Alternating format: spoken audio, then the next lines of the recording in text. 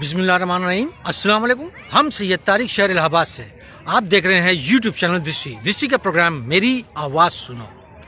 ये हम सभी जानते हैं कि पूरे दुनिया में हंगामा मचा हुआ है और सबको मालूम है कि इसराइल और फ़िलिस्तीन में जंग चल रही है। तमाम लोगों का कहना यह है कि 57 मुल्क मुसलमानों के हैं मगर कोई भी फ़िलिस्तीन का साथ नहीं दे रहा है। मगर हकीकत बात यह है कि ये गलत बोल रहे हैं और इनके पास कोई भी इस तरीके का रिसर्च वर्क नहीं है जिसके हिसाब से ये डिफेंड कर सकें कि ये बात सही है या नहीं। मिडल ईस्ट पूरा न्यूक्लियर बॉम्ब से भी ज़्यादा खतरनाक बॉम्ब के ऊपर बैठा हुआ है जिसको कहते हैं ऑयल बॉम्ब।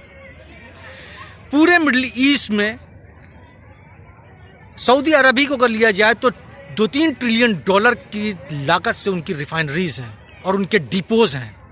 अब इसी तरीके से पूरे मिडल ईस्ट में डिपो हैं तो कम से कम 50 ट्रिलियन डॉलर की ये डिपो हैं ऑयल रिफाइनरीज के, और एक एक डिपो में करोड़ों करोड़ों टन जो है क्रूड ऑयल होता है और इस तरीके के हज़ारों डिपो पूरे मिडल ईस्ट में हैं। अगर खुदा न खास्ता कोई हादसा होता है तो तबाही का आलम क्या होगा। न्यूक्लियर बॉम्ब जो ब्लास्ट करता है, जो तबाही देता है, उससे सैकड़ों गुना ज़्यादा तबाही ये ऑयल बम देंगे। सोना चांदी हीरे मोती के ख़जानों को हिफाजत करना बहुत आसान है, उसके लिए कुछ मैन पावर की ज़रूरत पड़ेगी बस। मगर ऑयल डिपोज को प्रोटेक्ट करने के लिए इनको anti aircraft, anti missile, iron dome, इन सब की ज़रूरत है। अपार्ट फ्रॉम अदर टेक्नोलॉजीज़ इन तमाम चीज़ों की ज़रूरत पड़ती है। अगर एक भी मिसाइल अगर टारगेट पे हिट कर गया और उसने आग पकड़ लिया डिपो ने, तो सालों साल ये डिपो में आग लगी रहेगी और धमाके होते रहेंगे, और ये धमाके न्यूक्लियर बॉम्ब से कहीं ज़्यादा ख़तरनाक होंगे। इनके ज़रिए, इनके धमाकों की वजह से पूरी अर्थ प्लेट हिल जाएगी, ज़लज़ले पूरे इलाके में आ जाएंगे, पूरा यूरोप खंडर बन जाएगा। धमाके होंगे, आग लगेगी, सालों आग नहीं बुझेगी, धुआं उठेगा, पूरे दुनिया पे धुआं छा जाएगा, ग्लोबल वार्मिंग पैदा होगी। ग्लोबल वार्मिंग की वजह से एंटार्क्टिका पे से बर्फ़ मेल्ट करने लगेगी। जब वो बर्फ़ मेल्ट करेगी तो आइसबर्ग समुंदर में फ्लोट करेंगे और फिर इसको फ्लोट होने से जो है सी लेवल बढ़ेगा। सी लेवल बढ़ेगा तो समुद्र के किनारे के जो शहर हैं वो सब एक एक मंजिला, दो दो मंजिला डूब जाएंगे। तो कितनी बड़ी तबाही होगी इससे, जो कभी दुनिया में ज़िंदगी में कभी किसी ने न देखा न तसव्वुर किया। इन तबाहियों के बारे में कोई भी चैनल बात नहीं करता क्योंकि उनको इतनी जानकारी भी नहीं है, ना उसका ये एनालिसिस करते हैं। उनको बस यही है कि तोते की रट की तरह लगा रखा है कि 57 मुल्क जो हैं सपोर्ट नहीं कर रहे, 57 मुल्क सपोर्ट नहीं कर रहे, सऊदी अरेबिया नहीं कर रहा, सऊदी अरेबिया नहीं कर रहा, सऊदी अरेबिया नहीं कर रहा, ये रट लगाए हुए हैं। हूती शिया मिलिशिया ग्रुप है, प्रो ईरान है, उसने मिसाइल फायर किया सऊदी के ऊपर से। ये स्ट्रैटेजिकली फायर किया था ताकि इसके सऊदी के ऊपर से जब ये मिसाइल जाएगा इसराइल में गिरेगा।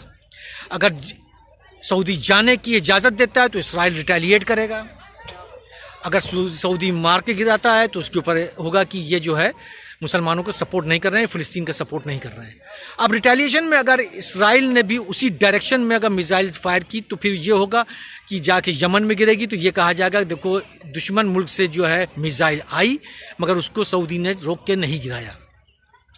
अब अगर मिसाइल अगर मिसफायर हुई और गलती से किसी भी ऑयल डिपो पे गिर पड़ी तो ऑयल डिपो आग पकड़ लेगा और तबाही फिर तबाही।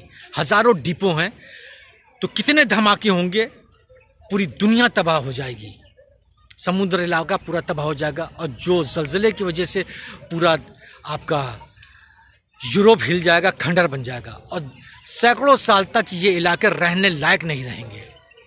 तो इन तमाम चीज़ को देखना पड़ता है, तब जाके कोई चीज़ पे आना पड़ता है। सिर्फ ये कह देना कि only they are not supporting फ़लस्तीन, they are hero, they are pro to Israel, is totally different, totally a wrong thing.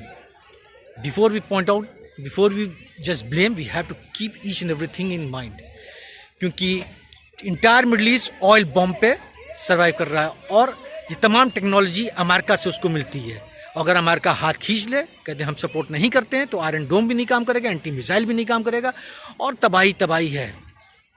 तो ये सोचना पड़ेगा उन लोगों को जिनको सिर्फ सऊदी पे ब्लेम करना है और मिडल ईस्ट के 57 मुल्कों को ब्लेम करना है, क्योंकि न्यूक्लियर ब्लास्ट तो एक होगा, मगर ऑयल डिपो ब्लास्ट हज़ारों होंगे और हज़ार हज़ार टन, करोड़ टन इनमें जो है तो ऑयल होता है। तो उसकी तबाही का अंजाम क्या होगा, ये सोचना पड़ेगा। शुक्रिया।